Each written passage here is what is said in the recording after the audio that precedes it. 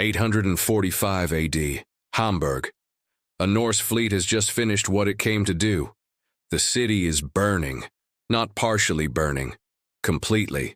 The Archbishop's Palace, the cathedral, the market district, the residential quarters, the granaries.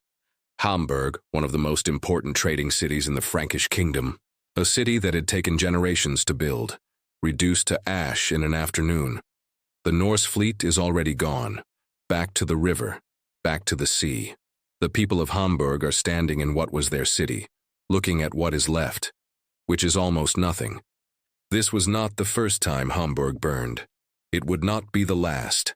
It burned in 845. It burned again in 850. It burned again in 880. 3 catastrophic fires in 35 years. Each one destroying what the previous rebuilding had constructed. Each one forcing the surviving population to make decisions about how to rebuild. And what Hamburg's rebuilding record shows, in the archaeological evidence that survives, in the documentary record, in the structural choices made in each successive construction phase, is one of the most important engineering lessons of the Viking Age, not learned by the Norse, learned by the people the Norse kept burning, and then applied by the Norse, in their own settlements, to the same problem they kept creating everywhere they went. What do you build when you know it is going to burn? Fire was the defining urban disaster of the medieval world. Not war, not plague, not flood. Fire. Because medieval cities were made of wood. Every building, every roof, every floor, every beam and plank and post, wood, and wood burns, not just when deliberately set, from cooking fires that escaped hearths, from smithy operations that produced sparks, from candles that tipped, from accumulated thatch that dried through summer and caught from a single ember.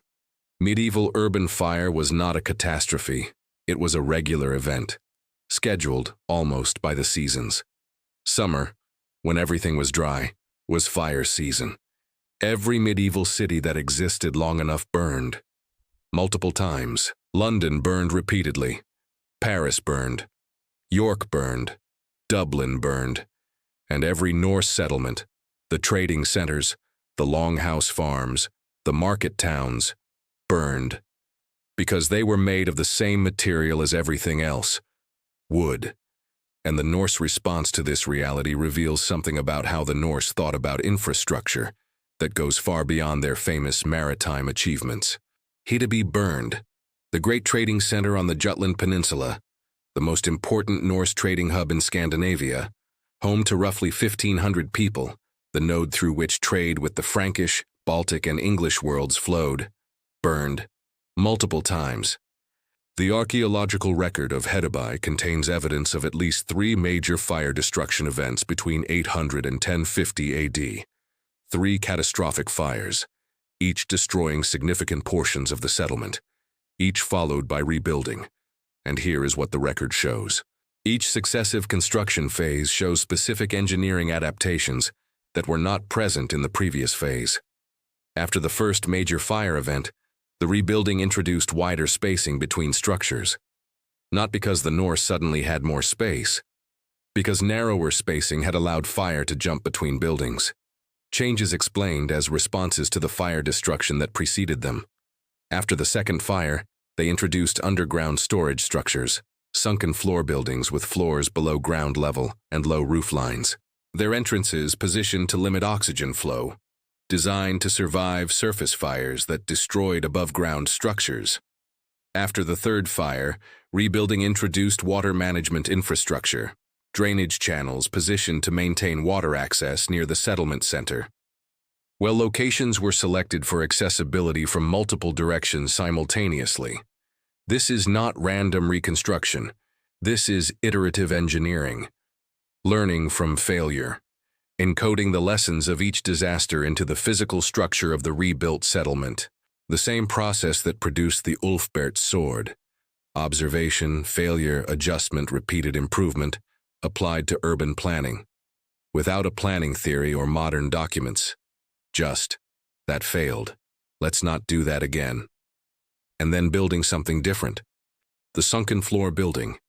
This is the engineering adaptation that the archaeological record shows, appearing and spreading through Norse settlements in direct response to repeated fire destruction, not a Viking invention.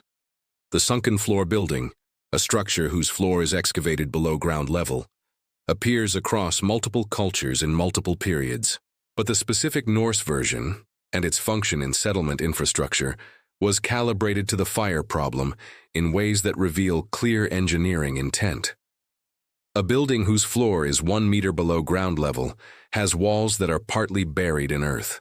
Earth does not burn. Fire on the surface reaches the sunken floor building and finds a structure that is partly underground. The timber above ground level can burn. The structure below ground level survives. And what was stored below ground level? The food supply, the winter provisions that represented survival. The fermented dairy, the dried fish, the preserved meat, the grain stores, everything that, if destroyed, would mean starvation before the next harvest. The Norse put their most critical stores underground, specifically in response to the recognition that above-ground storage was vulnerable. The fire burns the house. The underground store survives. The family is homeless but not starving. Rebuilding a house takes weeks. Rebuilding a winter food supply from nothing takes a year you do not have. So the food goes underground. The settlement spacing. The archaeological record of Norse trading settlements shows a consistent pattern. Early phases, tightly packed structures. Later phases, wider spacing between structures. The change cannot be explained by population decline. In most cases, population was growing. It can be explained by fire. Tightly packed wooden structures create an environment in which a burning building can ignite its neighbors through radiant heat. The Norse learned this by watching their settlements burn and rebuilding with wider spacing. The observation was sufficient. The physics did not need to be understood. The well placement. Water access for fire suppression is not a modern concept. Having water close to a burning structure improved the outcome. Settlement archaeology shows well placement that cannot be explained by convenience alone. Wells positioned at the edges of residential clusters, positioned for emergency use. The Norse were not building modern fire systems. They were placing water where it would be most useful if disaster struck again. Here is what the Norse settlement fire record does not show: prevention. The engineering adaptations, the underground storage, the wider spacing, the strategic well placement, were responses to fire, not prevention of fire. Because preventing fire in a medieval wooden settlement was not achievable.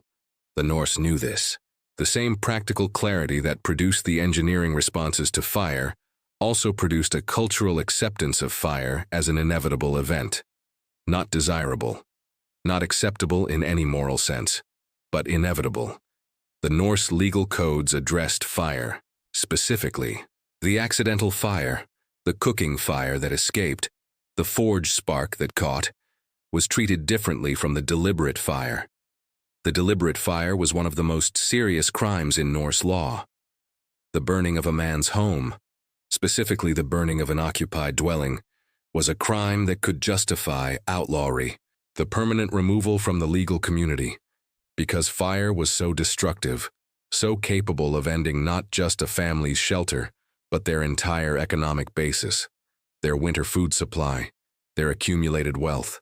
That deliberate fire was treated with the legal seriousness of killing, which tells you something about how the Norse understood the stakes.